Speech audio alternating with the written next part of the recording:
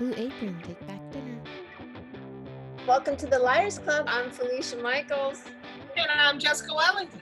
And what we do here at the Liars Club is we have two of our comedy pals come on. We ask them to tell two stories. One is the truth, one is a lie. We try to figure out which one is the lie, along with people that are playing live with us through the stream. Mr. Jason C. Borland, Mr. Kia Carbasi, hope I'm saying that correctly, and Jason Marino. Would you please introduce our guests, Jessica?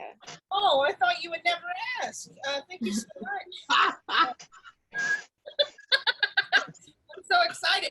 This gentleman, I haven't seen him in so long. I met him whenever I was up in Sacramento. He wrote the book, Robert Barry's Big Book of Jokes, and he'll be appearing in Bob Rubin's Netflix comedy special on May 19th. This is Mr. Robert Barry. Hey, thanks for having me on the show. Woohoo! She has a movie coming out here soon, 2 Minutes of Fame. It's being released this month, so please watch out for that. You can see the trailer online now, and you've seen her on Comedy Central. This is Crystal Powell. Yay. There goes the chopper. With us today is Mr. Michael Evans, our on-air producer. As people tell their stories, he's going to write them down, and then we're going to recap the stories quickly at the end and take a group vote. Doesn't that sound like fun, everybody? Yeah.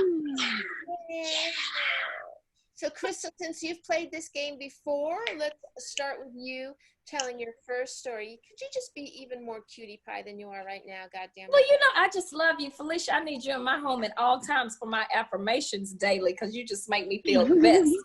Well, as we all know, we've been quarantining, so a sister has been learning how to cook.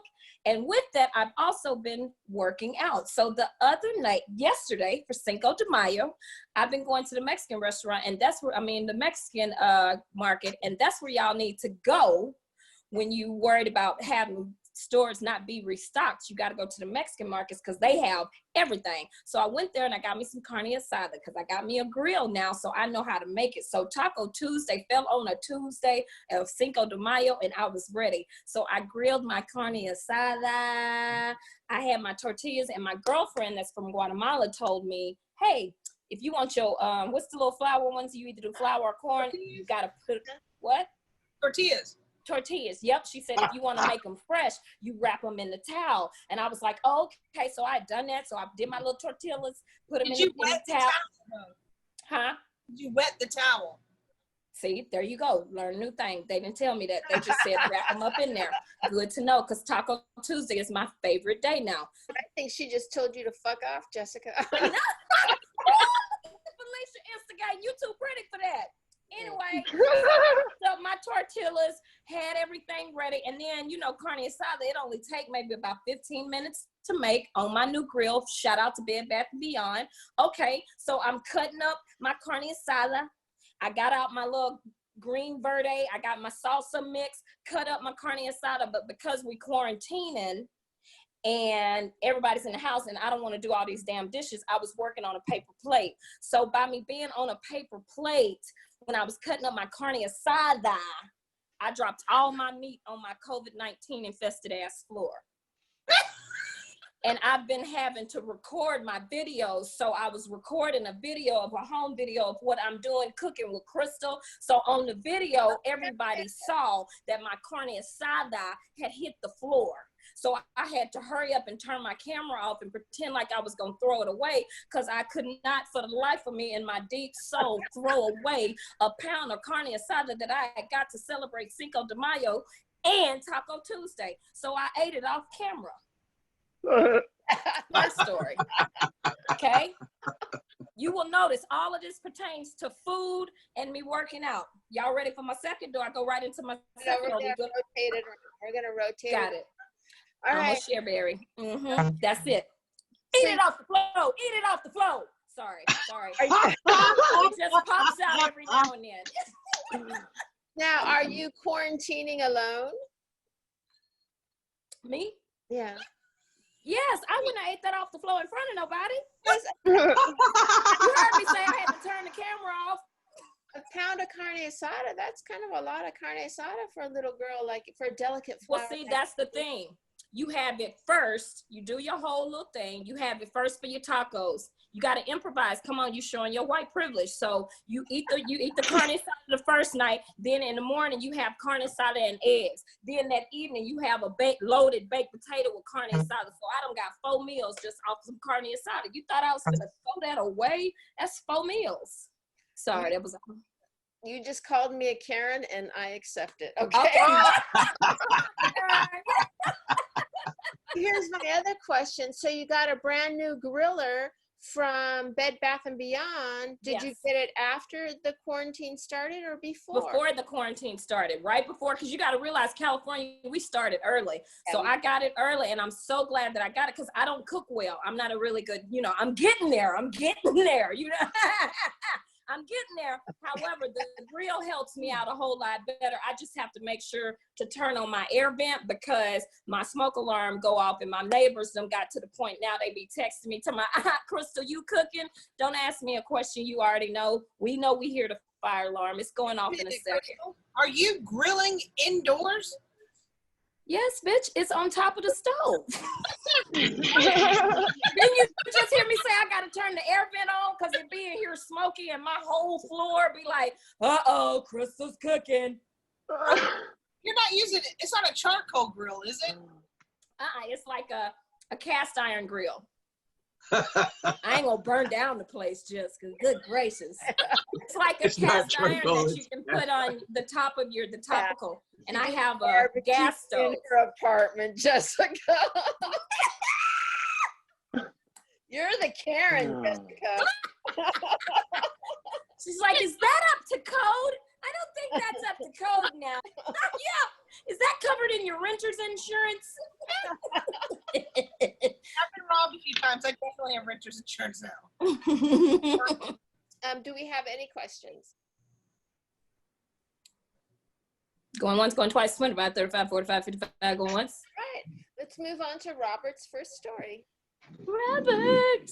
Hey, I don't know if I could top that. That's quite a tale there. We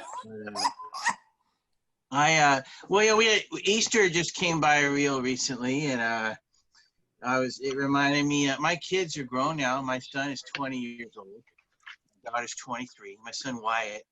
And he always loved Easter so much. When he was like 4 and 5 years old, it was the greatest thing. And I had this trick that I would do with my son where I would put all the eggs in the backyard to hide. And he was upstairs on the 2nd floor. So I'd open the back door to the backyard and I'd say, Wyatt, come on down. The Easter bunny's in our yard right now. You can come and see it. And then he would sprint down, practically kill himself going down the stairs. And as soon as he get to the back door, I'd say, oh man, he just jumped over the fence. And he'd be so mad, like you just missed him, And then, so for 3 years straight, I do this. And on the 3rd year, I kind of broke him, He's just like, every year it's the same thing. I always miss him. He's crying like, oh no, And so I thought, well, I got to make it up to him. So I take him on a little hike down by the American River Trail. It's a river trail in Sacramento. And eat that Easter morning, and we're walking along, and I see this purple egg on the trail, and like, wow, look at that! Why? And he picks it up and opens it, and there's a little toy dinosaur inside, and we find another egg, and there's like a quarter. One of them had a $1 bill wadded up into it. We keep finding all these eggs, and I thought that's real nice. Somebody put some eggs for kids to find on the trail here, and as we turn around, we see this little blonde girl with her family walking in the opposite direction. And he goes, we're going to find some eggs. She has one, but we had picked up all the eggs that they had hidden for her. And my son looks at me, and I just said, shh, and we just kept walking. And this is a really weird Easter. And then we turn the corner, about a half a mile away, we get away. And there's a college couple having sex against a tree. On Easter morning, this dude's railing her from behind, her top's off, and they both look at us, and then she laughs, and she's looking at my son with eye contact as she's putting her clothes back on. And he doesn't know what's going on, and I just, we walk past, and I'm just, how do you address this with your kid, And I said, boy, that's crazy that those naked, how those naked people dancing, And I never said anything about it again, and he never asked about it again, and just this year, I was bringing that story up. I was curious what he remembered. He goes, "Oh yeah, that time that we saw people having sex and you said they were dancing." So I thought he knew the whole. I was trying to protect him, but yeah. How did you know they were in college? Were they like doing a beer bong, or did they just seem smart? They seemed really smart. They had protractors out. No, it was like, they had like a Sac State Hornets hoodie on, and they looked of the age. I mean, one of them looked like they were. The college is nearby. Okay. If you're into river fucking, that's a good place to go. He doesn't like the river fuck. I've only been fingered by a river. You got fingered by a river? But Oh, next to a river, or the river fingered you? No, River Phoenix fingered her. good one. I love it. Wait. What was so funny as you were telling that first part of the story was so wholesome and sweet. There's a guy on here, Jack Stellano, and he's like, "I'm horny. Use your vibrator, whores." And you were telling like the sweetest, most wholesome part of the story, and I was like, "Wow, that's good." So it really came through for Jack by the end. Yeah, Then he came in his face when he heard the ending, and it was great. Yeah, I got right off of it right after that.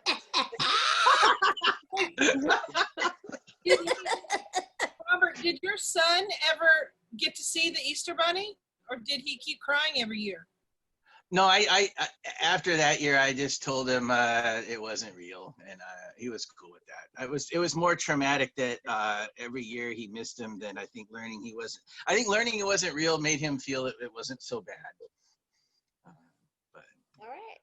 Well, there you go. Any questions, anybody? Any question? Did you blame the lie on his mother? Jason. Always do. Okay. Pretty much. Okay, there you go. All right. Well, Jason Marina says that he can believe that. As a Boy Scout, we came across a naked couple while backpacking. There you go. Yeah. I don't think I've ever stumbled across anyone having sex. Have you? Never? In LA? Yo, one time I was playing Spokane Comedy Club, and I got into town at like 4 a.m. to get in. So gigs were the next day. So I go to the Airbnb, and we thought we were gonna be the only ones in the house, but I guess they rent out multiple rooms. And basically, walk into the Airbnb at like 4 a.m. There's just on the couch in the living room right when you walk in. There's just a couple fucking. They're both completely naked, and she's like spread wide open. It was crazy, man. And they just turned around like, "Whoa, we're so sorry." And so we just went out by the car for a little while, and then went back in and went to bed. Wow. The only thing I ever had, I used to have this really handsome boyfriend named Pablo. He was this Cuban guy. He's so fucking beautiful, you guys. Oh my God. Anyway, we were having sex by the ocean, not river fucking, but ocean fucking. In Florida, just to top off the picture. And then these helicopters, like these Navy or Army helicopters came, but they were way off in the distance. And in Florida, you know how they have the dunes, right? We were in the middle of a dune, and I was totally bent over, and he was hammering from behind. And I was my face towards the ocean. And then I could see the helicopter, and then it came closer and closer, and then it was like, "Get off of me!" And they were like hovering. My hair was blowing all over.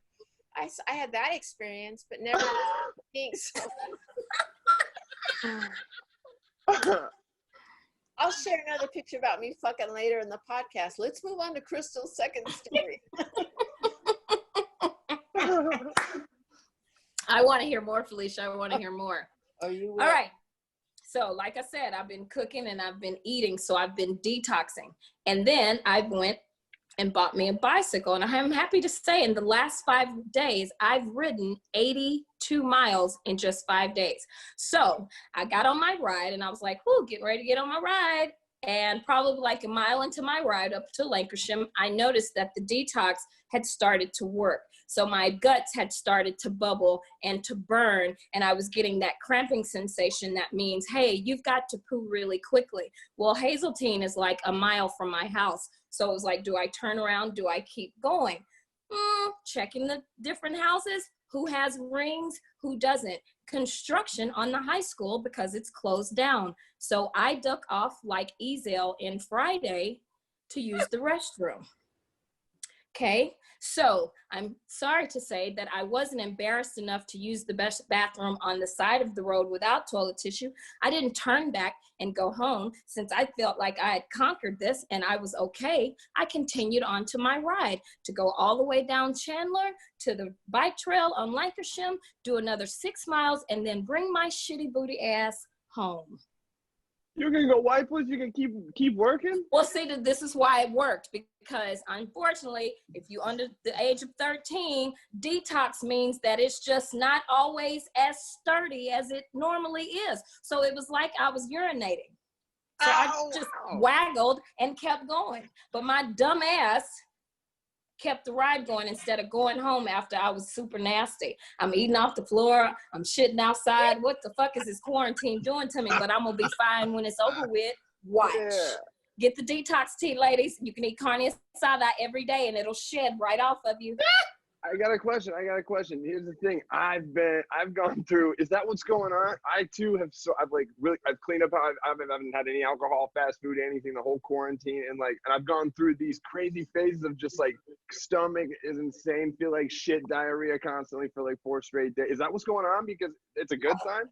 Yeah, it's a good time. The more you defecate, the better. You're flushing it all out. And right now, because we're on quarantine, we're eating different than what we normally have. I used to eat out all the time, but now I'm eating different. And it's good. It's flushing our system out. You're losing weight. You're not worried. You already got a snatch waist. But I'm trying to lose about 15 pounds more after the quarantine because I done lost about 5. You see my clavicle, right? You see it, don't you? You see it, right? Detox tea, bitches. Get into it. All I'm saying is that this is the worst time to have to go to the bathroom because no one's letting you use their public restrooms. No one is. Nobody. No one. And then do you really want to use a public restroom? No, you don't, because you're going to be in some confined, somebody else done been in there. So as long as don't nobody have a ring on their front door, I don't see nothing wrong with right now me copping a squat. And if anybody got a problem with it, I'm like, bitch, there's people dying out here from COVID-19. You worried about me shitting on the side of the road? I covered it with dirt. It's worse things that we can be upset about. What's up with this being defensive? This makes me think that your diarrhea story while bicycling is incorrect. That it's I'm telling you, you're just gonna have to figure it out. Okay. Even Jason Borland said she's just busted, right? Too defensive. What was the name of the bike? Okay, my bike is called Alyssa 2, and she's yellow. And her new name is called Alyssa. ALYSA 2. It goes for $325, but I got it on Facebook Marketplace. Thank you, Jesus. And he brought it to me, and it was $80. And then I took it right there to the Bike Connection on Fulton and got a tune-up. And I was like, I'm not going to pay more for the tune-up than I paid for the bike because Jesus paid. I only paid $80. So there, go up there and ask Lulu at the Bike Connection on Fulton and Ventura if you don't believe a bitch. Real hot girl shit. Oh, I'm sorry. I've been drinking. I'm in my bag, and so it's tough. This is a good podcast. You know what's so funny is that I've been wanting to get a bicycle, and you should. Yeah, I want to get a bicycle too. Look, seriously, look at this. Look at this. I'm not talking shit. I hope y'all can see this. No. And I'm super. No, I'm super proud of this. Look at this. Can you see this? No, we see. Look at my rides. All right. That's amazing. But the crux of the story here is the diarrhea while bicycling. So do you have pictures of you diarrheaing all of that? Let's see that fucking proof. Yeah, you want me to go get my biker shorts? Because I wasn't wearing panties that day, and I ain't done laundry because it was just the other day. I got a couple of streaks, Felicia, if you just want proof. Damn. Bitch, let me see your drawers. If I see your drawers, then I believe it. Show me the shit, Crystal. So it wasn't a lot. No, I told you it was watery, so it was like a McFlurry. Da-da-da! It's a chopper. McFlurries for the rest of us. All right. I think we've covered this pretty extensively. Somebody said that's a number 7. Robert, top hat. Oh man, I don't know. I ain't never shit that much before, you know. But I never detoxify long enough for that to happen because I eat garbage nonstop. So there's the problem, I guess. But I used to run a website called retrocrush.com. It was a very popular pop culture site. I got to interview a lot of people, and I had written a review of a movie called The Devil's Rejects by Rob Zombie. Very cool movie. It's got Sid Haig's a murderous clown in it. And it's a great bloody old school kind of movie. And I wrote a review of it. And about 3 months later, one night I get an email, and it's from Rob Zombie, who directed and wrote the film. And he said, "Hey, I saw your review, and I just want to tell you it's fantastic. And you get it, man." And I'm laughing because like he's clearly like just looking for references to himself in Google to see what people are saying about him.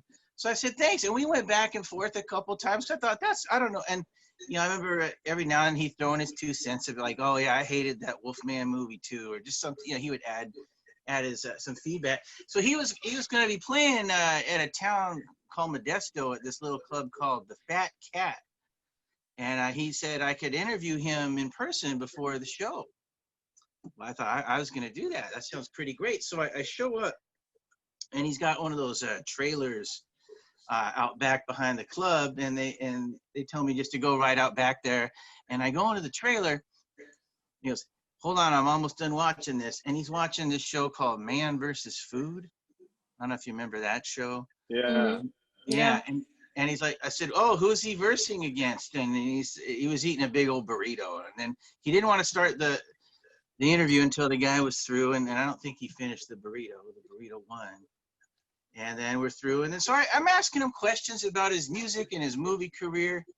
I thought it was going pretty well. And I had heard that Rob Zombie, when he first broke into Hollywood, had a job working on the set and designing things for Pee-wee's Playhouse.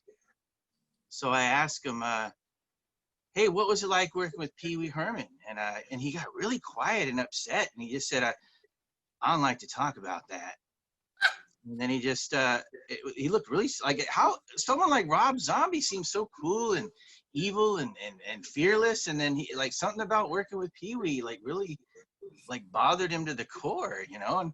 And then he says, "Well, I think we're about done now." And I'm like, "Well, okay." And it was really awkward. I gathered my camera and stuff up, and then I'm walking out. He goes, "Hey, I've got this big salad bowl full of candy here. You want any of it? I don't eat candy."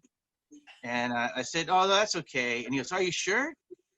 And I'm like, "Okay." I grabbed a king-size Snickers bar out of there, you know, and I'm walking out with this souvenir Snickers I got from Rob Zombie, and I'm waiting in line now to get back into the concert hall because this was a couple hours before the show started.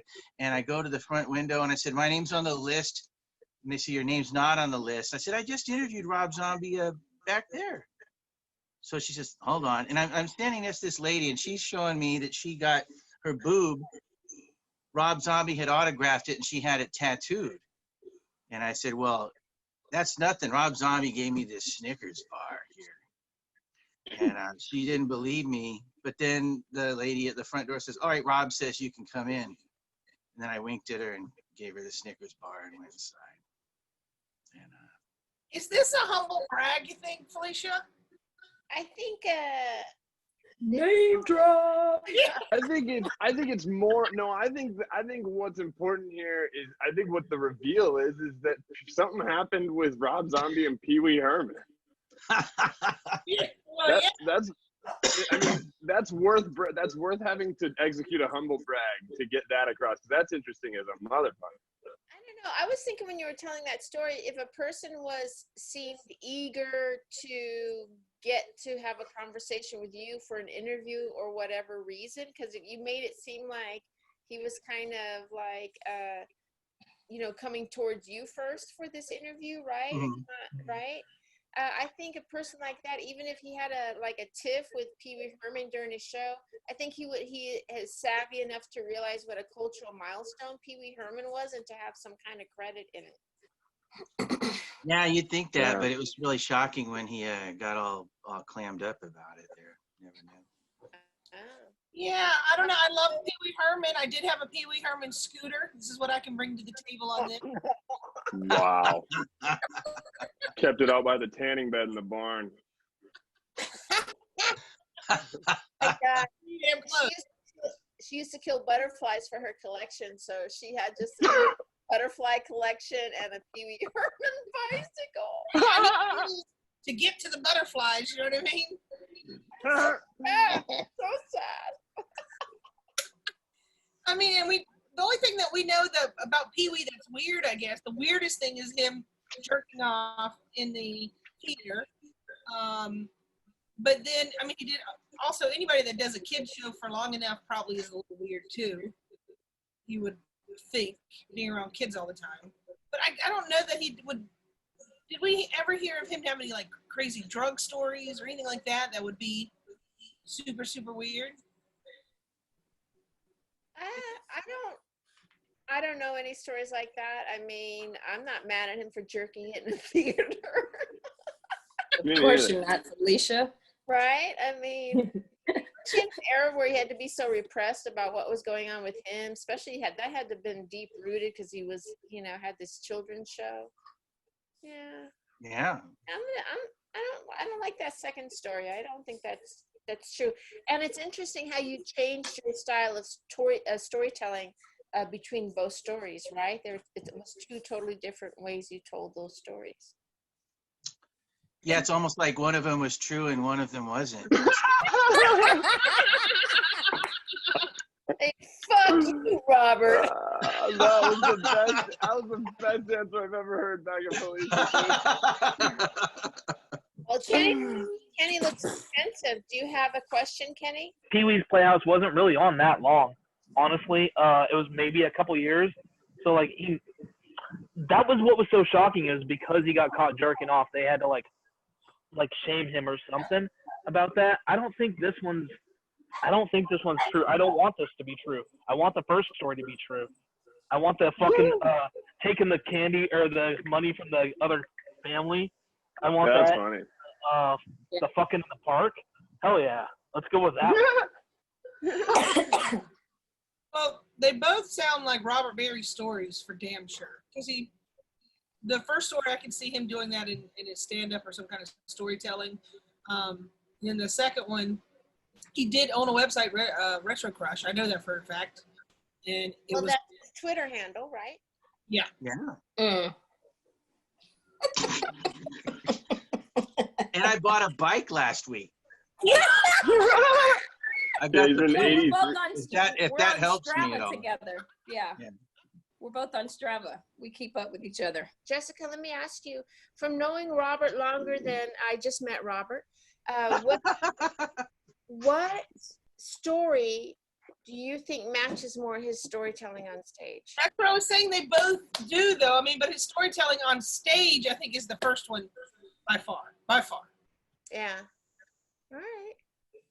It seemed more natural. I would say that. Okay, so let's have Michael do the recap, and then we will take a vote. All right, you're going to start with Crystal, right? Yeah. Start with. All right, so Crystal's first story. She's been getting in shape and learning to cook since some point into the quarantine, and she's been going to the Mexican market because when shit is all out of control and everything's out of the normal stores, that's secretly the spot to go. And so we should stop saying it on the podcast and just do that ourselves. She gets carne asada for Cinco de Mayo because she's learning to cook some different shit. And her Guatemalan friend sits to wrap it in a towel for. So she wrapped it in a towel for. No, wait. Did she or did she not? I know it's not a vital detail. I wrapped it in a towel, but not with moisture like Jess just told me. I learned that today. That's what it was. All right, well, she's cutting up Doriata is the name of the Mexican restaurant. They Word asked. up. So Crystal's cutting up her carne asada. She used a paper plate and she cut right through the plate, and the carne asada, all 1 pound of it or whatever, which she needed a lot of because without the white priv, you're going to need a lot of meat for a lot of meals. And so it falls through the paper plate, falls on the floor. You're live on the feed. You had to cut the feed so no one saw you eat it off the floor. Eat it off the floor. Eat it off the floor. COVID-19 all on my floor because I ain't mopping here every day. Landed like a pile and you took the top. No, the bad part about it was I had already cut it up so it was spread apart. And if I could have just went down and picked all of it up, it would have been cool. But I had to scrape it across the floor to get it in my hand. To get it. Oh. What do you put in your carne asada? What spice? Nothing. I get the seasoned meat. I want all day juices. I'm an honorary Mexican if you didn't know me. You know, I bleed queso instead of blood. So I want everything that Maria and Jesus put in their carne asada. That's me. All day juices. Jason says he doesn't think that you did that. He said I had a side of beans. I don't need no side of beans. I just needed my tacos. That was it. All right. So what did you do once you wrapped up the burritos in the towel? What did you do with the towel then? Oh, it's not dirty. That's still in my cabinet. I'm gonna use that. That's a multi-service. Another thing, white privilege. That towel is now going to wipe the counters because it's not dirty because it only had tortillas in it. Oh, come on. She's gonna start bringing it on bike rides. Okay, multi-purpose towel, carne asada, counters, and for the sweat, 3 for 1. But you still haven't answered my question. My apologies for my white privilege. So you put the burrito in the towel, the tortilla. Then what did you do? Then you just put it in the towel, just like, okay, now I put it in the towel. Now I'm going to make my burrito. Like, what did you do after you put it in the towel? I took it out the towel, got me another paper plate, put the tortilla on the towel, and then put my carne asada on top of the tortilla, then put my green verde, then put my salsa mix on there, wrapped it up, set a small grace, and blessed it thoroughly, and ate it.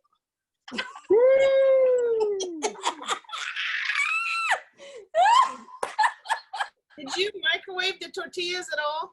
No, I put them in a little skillet. I just didn't know to put water on them. I put them in a little skillet. With paper towel? No, once they get done, I put them in the towel to keep them moist and good and yummy. Yeah, you can't cook. You can't. That's not a lie. I ain't never said I could cook. I'm learning. And Jesus yeah. Christ, you're a bad cook, Crystal. You can't dance around that fucking fact. You're a bad cook. I must be a bad cook because I heard everything Crystal said. I go, that sounds fine. What are you guys talking about? Thank you. We there. So, you know, Felicia over there, like, I'm a chef. Like, I know to put water on it and all of the goodness. Man, we happy to get a burrito, okay? Yeah. Talking about some sides. Sides? Is this a restaurant? No, getting some sides. All right. Speaking of which, in her second story, so she's been cooking, so she's been eating, so she's been detoxing, and she just got a bicycle. She's ridden 82 miles in the last 5 days, and basically she gets some bubble guts going on a ride recently, like a mile from her house, and it's clear that the detox is setting in, and she's evacuating some things, and then it's got to happen right now, and so she just finds a building that's under construction, and she kind of goes and hides away and gets it done, and then instead of heading home after that, she just wipeless hops back on the steed and finishes that 6 mile fucking workout all browned up. Now you forgot the waddle. You just said I didn't wipe. I know I didn't have anything to wipe with, but I did the shake. You know how like men do it. When y'all go urinate, y'all do the ba-ba, y'all shake. So I did the ba-ba in the rear. Yeah. You start using it. Diarrhea off, Crystal. No one takes. Have you not seen a big dog when they slobber it and they be like, and it just be going from side to side? That's the only way I can make you see it. If your butthole does a let's just say I like it from the back. All right. I might have had an edible earlier. Okay. I think that one's true. That is true. She did get loose poop from it, but she didn't poop on the side of the road. It's all connected. Her terrible cooked burrito gave her diarrhea when she went on the bicycle ride. I believe that's what he's saying. And he's saying first is true, second is a lie. I love that you don't think that I have an enlarged butthole. I'll take that. Appreciate that. I think the second story happened, but I think it happened, and that's why it was worth telling, but I think she just went home after. And maybe not even went back on the rest of the bike ride, was just like, kind of disheartened after a loss like that. But remind you, I got on the biker shorts to help you with riding with the cushions. So the cushions is, remember True. Felicia wanted proof. She wanted to see the streaks. She was like, show me the streaks. What color were the bicycle shorts? Black with blue cushion in the buttocks and the Pro athletes do this all the time. Like marathon runners, and they have to go. They just That's go. a good point. and that, have you ever noticed how people that have sinuses, they can, a snot rocket, they can go hit like that and it'll just shoot out. Them cyclists know how to get to the side of the road and get it out of there and keep going. I hadn't advanced to that because you got to ride like 100 miles to get to that level, but them cyclists, real quick, bow. Oh my God, Quick. dude. All right. Necessity. Let's take a vote. Let's take a fucking vote. Somebody said a Dude. power dump. Block. Ken says number 2 is the lie that Crystal did not shit on the side of the road, which is the crux of the story, I believe. Yeah, I think Kenny's wrong. I think the second one is definitely true. The first one is a lie. She can't cook. She didn't cook. Just know me. Just know me. She's not, Yeah, she can't cook. that bitch ain't cooking. But I believe she could have diarrhea on the side of the road, but I don't think you just shake off diarrhea. No, she didn't, and you can. Bop, And bop. she has leftovers. All right. And I got a tough Robert, line what's your stomach. vote? What's your vote, Robert? I think the bicycle story is the lie. Okay. And why? I don't know. I just can't imagine anyone could shake loose all those dribblings like that. That was the difference for me. I mean, there'd be like it would look like when you're through, kind of like when you're done washing dishes, some of the corn and stuff that's left in the drain. I think we had some things like that left still, Yeah, it'd be like when you're done with a cup noodles and you didn't get all those weird peas and carrots off the bottom. Yeah.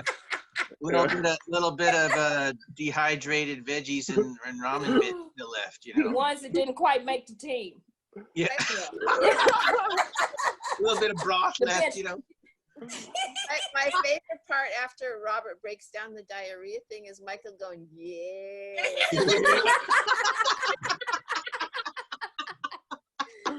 I've never felt such relatable stories today. It's so good. All right, Jason Marino says, yeah, he's going that way too. First story true, second story a lie, and all that. And Jason Borland says, I think she can't resist a shit joke. You think?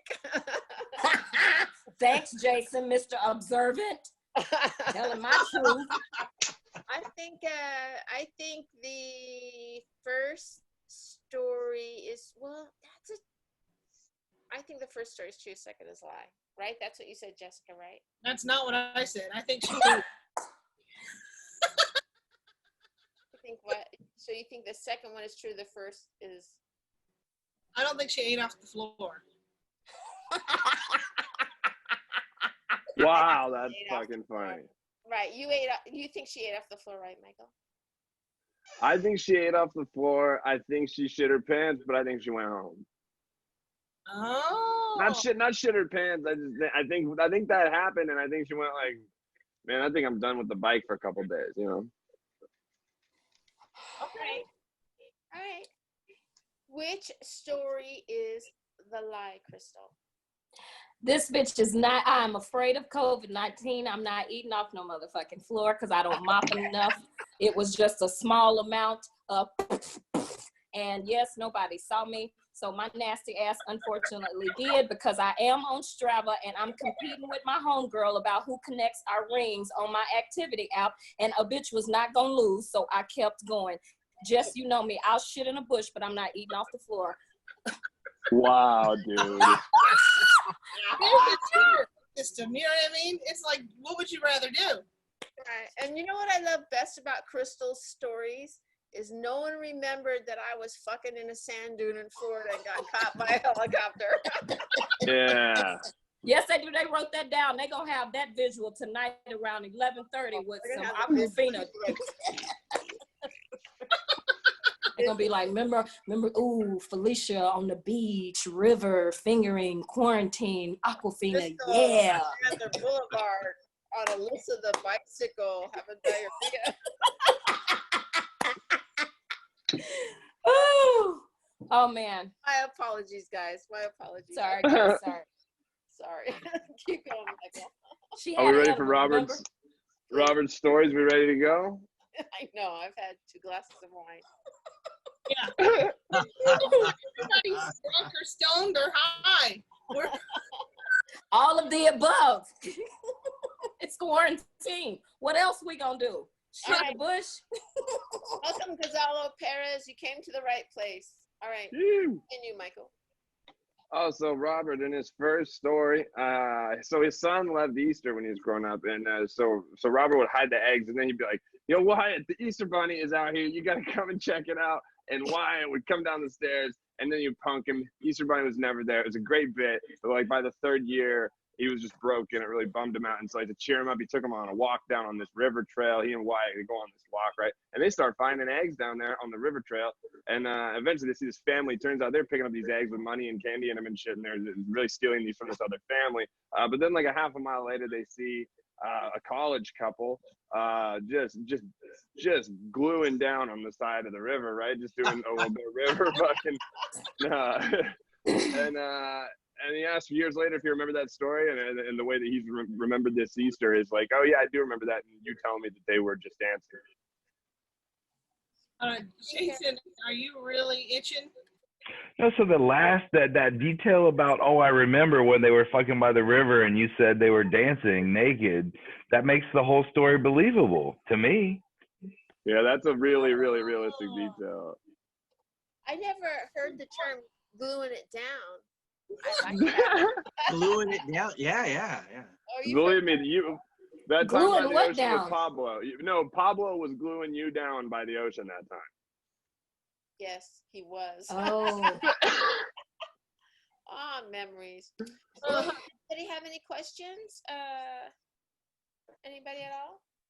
I'm thinking that his son maybe did come back and say this about an event, but somehow I feel like maybe the beginning part is made up.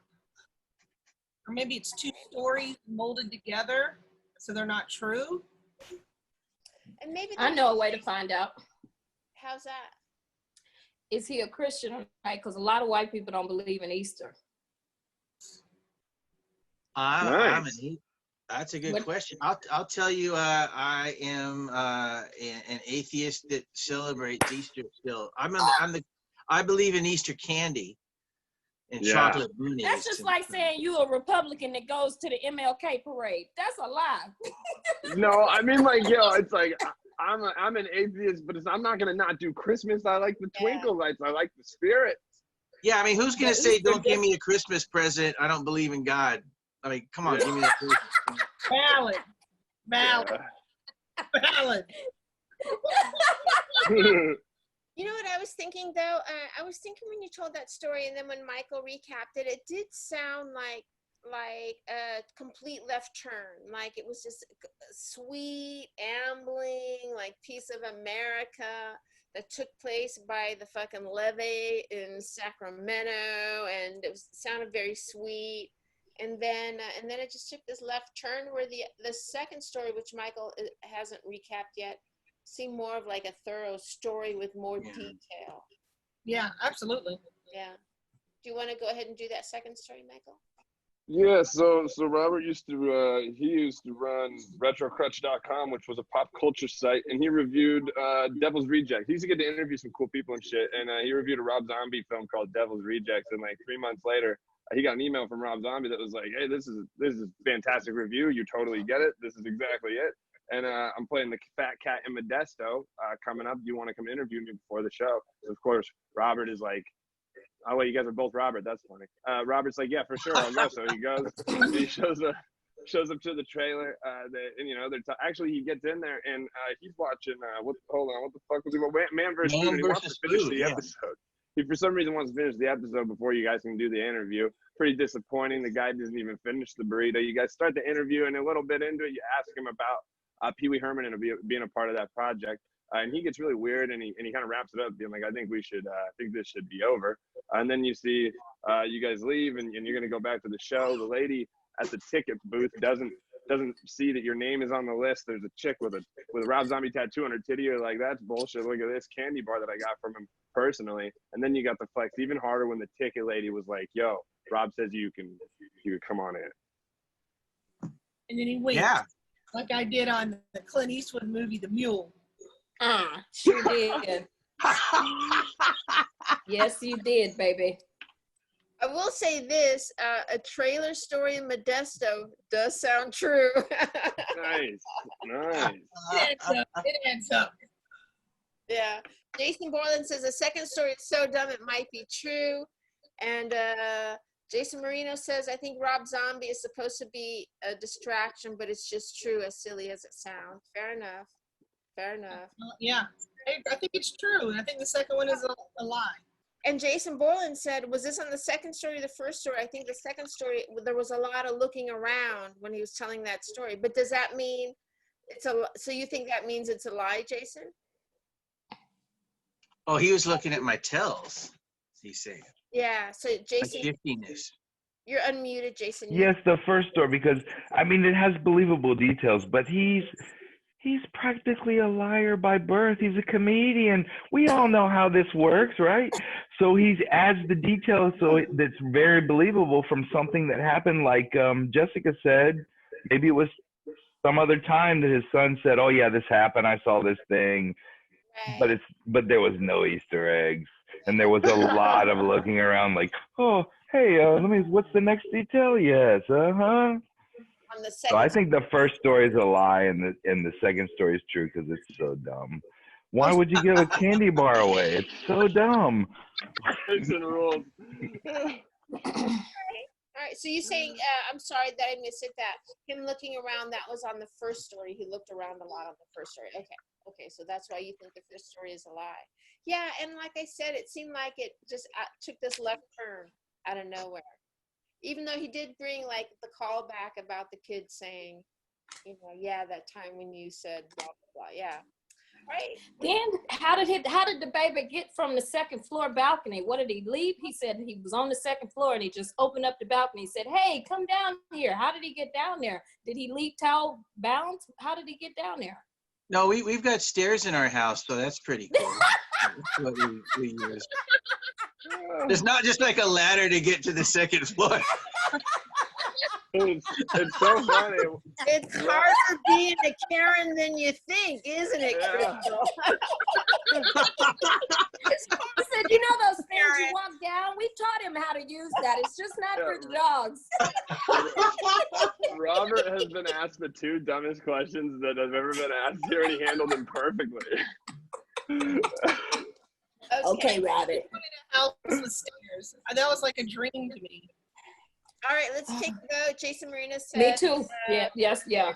First story is true. Second story is a lie. I'm going to say the first story is a lie and the second story is true.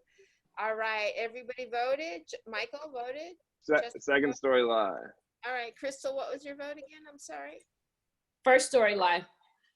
All right, Robert, Kia says first is a lie, second is true. Which story is the lie? The Rob Zombie story is the lie. I interviewed him, but all of those details were just made up. Even the dumb one about the chocolate bar? Yeah. There's no titty tat. No, none of that happened. I've seen him and I've met him, but that's about where it stopped. Those details with the interview and all the things afterwards were just where the truth stopped. But yeah, it all happened with my son for real. Wow. Crazy Easter story. Wow. Jason Borland says, and The Devil's Rejects is not cool. I kind of Oh. liked that movie. I kind of liked Oh, it. it's great. By the way, wow, great game, you guys. You guys were so much fun. Robert, Class A liar. I should expect nothing different from a gentleman that's bald from Sacramento wearing a Dungeons and Dragons t-shirt. Excellent Sure. game. Excellent. Though I do have a Dungeons and Dragons shirt, I'm not polyamorous, so that. And Crystal, you shared your diarrhea story by the side of the road. Good game. Good game. Good game. Yeah, killer app. That was a good pod. You guys are awesome. Thank you so much for spending part of your pandemic with us. And thank you, Jason. Thank you, Jason Marino, Jason Borland, Kia. Thank you guys for always playing along. Ken Lofgren, thank you very much. And where can people follow you? What do you have shaken? Are you doing a virtual show somewhere? Do you have anything you want to hawk? Me or Bobby? Anyone? Oh, Crystal Powell, Crystal P Comedy on all social platforms. And also make sure to go check out my website, Crystal Powell Comedy, because I have brought my Coffee with Crystal segment to IG Live on Tuesdays and Thursdays. So everybody check it out. Stay safe and don't eat no shit off the floor that got COVID contamination. I know y'all thought I ate off the floor because I was black. They was like, yeah, that bitch done made something off the floor. I might have in the past. I've moved past saying God made dirt don't hurt. Did you really wrap up a burrito and just unwrap it for no reason? No, but I put my tortillas after they were done. She told me that if I wrap them in a towel, it keeps them moist. And now Jess has said on top of wrapping them in a towel, sprinkle some water on there and it's really gonna make it moist. Felicia, you will not make me feel bad about my elementary cooking over here. Baby steps. Baby steps. That's not my intention. You are the queen. All right, Robert, how about you? You can follow me on Twitter at Retro Crush. I like posting stupid dad jokes and one-liners all day long. So if you like that, check it out. Awesome. That's all I've got going on. The rest is just despair. I like you, Robbie. I like the rest of I it. used to live in Vallejo, so we in the Bay together. Bay All right. Area. Yeah. We could go to the Jelly Belly factory sometime. Let's go. I'm ready. All right. What about you, Michael? What you got shaken that you want to talk about? Let's see. At Michael Evans LOL on Instagram. Check out my podcast Lunch Money on Facebook Wednesdays at 1 p.m. And I don't know, great episode. This is the most fun I've had since these quarantine episodes started. So Robert and Crystal, thanks. That was awesome. Yay! Thank you. It was hella fun. Yeah. That was fun. Thank you so much. Thank you once again for everybody that's playing along live, and know that if you're listening to us on Spotify or Podbean or iTunes, that we are playing live Monday, Wednesdays, and Fridays at 7 o'clock. If you go to the Liars Club on Twitter, on Facebook, on Instagram, you can find we will be tweeting when and the links. Please come and play along, and we would love that. You can also follow me all across the board at Felicia Michaels. And if you have time on your hands, you might want to go to Amazon and take a peek at Pervs, my documentary that I made with Joey Diaz, Felipe Esparza, Lori Kilmartin, or my special that I released last year called The Whole Story. Wow, kind of focused for 2 glasses of wine. And an edible. Well, I'm at Jess Wellington 2 on everything, and thank you guys, and you have been lied to. I'm not telling that one. Disney believe you. Will the real liar please stand up? Right? She's totally serious. And you have been lied to.